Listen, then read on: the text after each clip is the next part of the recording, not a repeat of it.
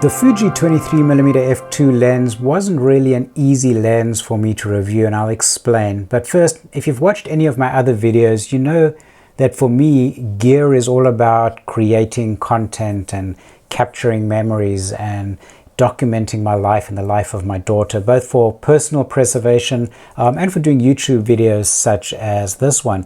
And in that respect, this lens works great for that. It's got all the attributes that you'd need for the kind of projects I'm doing, and 23mm is in some respects a perfect focal length for everyday photography.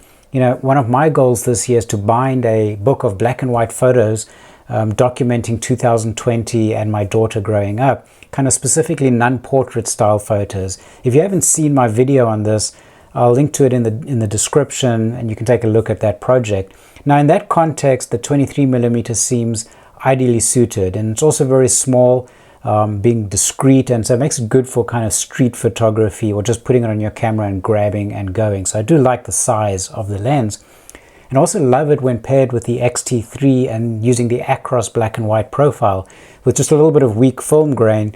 It gives me the exact style that I'm personally after for this black and white photography book that I'm wanting to put together. So if I was just headed out somewhere for the day and I wanted to snap some informal pictures, I'd probably reach for this 23mm as a single lens that I could use for kind of everyday purposes. Now, with all that said, I just haven't yet fallen in love with this lens.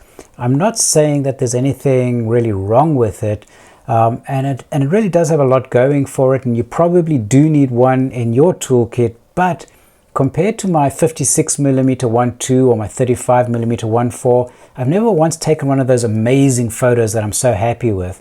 Now, I'll be the first to admit it could be the person behind the camera and not the fault of the lens itself, but somehow with the 56 or the 35, I've taken some photos that really turned out so great that they were print worthy, and I did print them out, and they were just awesome photos, and I just somehow haven't managed to do that with this 23mm lens yet. Now, where it gets really interesting is there are conflicting opinions on YouTube about this lens's sharpness at f2, specifically at close distances. Omar Gonzalez, which is a channel I really love, and you're probably aware of him, he pointed out that the lens was unacceptably hazy in this kind of close-up f2 scenario, but then Carlos Vega debunked that in his video, saying it's the quote perfect lens, and Ken Wheeler, angry photographer, says the f2 is an epic winner and a quote must-have. So there's people whose opinion I respect, but come to wildly different conclusions, and you know, I was kind of confused how that would be, and so I tested it myself, and I have to say I kind of found the same haziness problem that Omar described.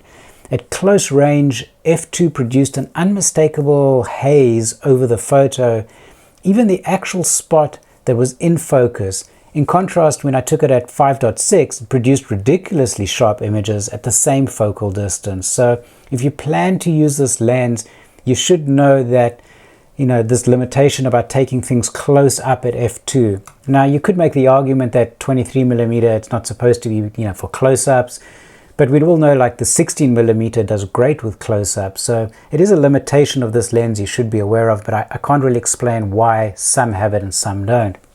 Focus is fast. I thought it was actually pretty quiet. Still, if you are going to use it for video, you might want to use an internal mic if video is your primary use case, so you don't pick up any internal noise.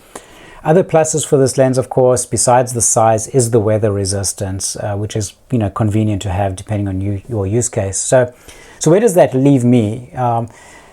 It's a good lens. I think it's a workhorse. I'll be using it a lot. I'll be reaching for it often, but it isn't seducing me. I want to love it, but it isn't seducing me. And although I do reach for it quite often, I do want to get the 16mm 1.4, and after I try that, I wonder if I'll still be reaching for this lens.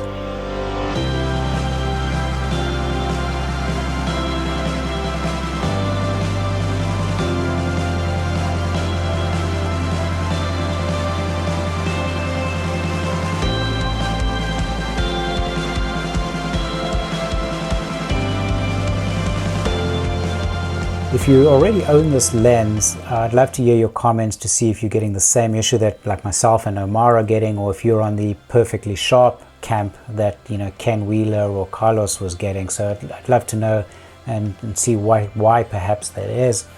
As usual, you know, a like, a comment, a subscribe, we really appreciate those things. It's the kind of fuel that gives us the energy as YouTubers to, you know, keep creating content like this. As always, thank you for the privilege of your time, and I look forward to seeing you in the next video.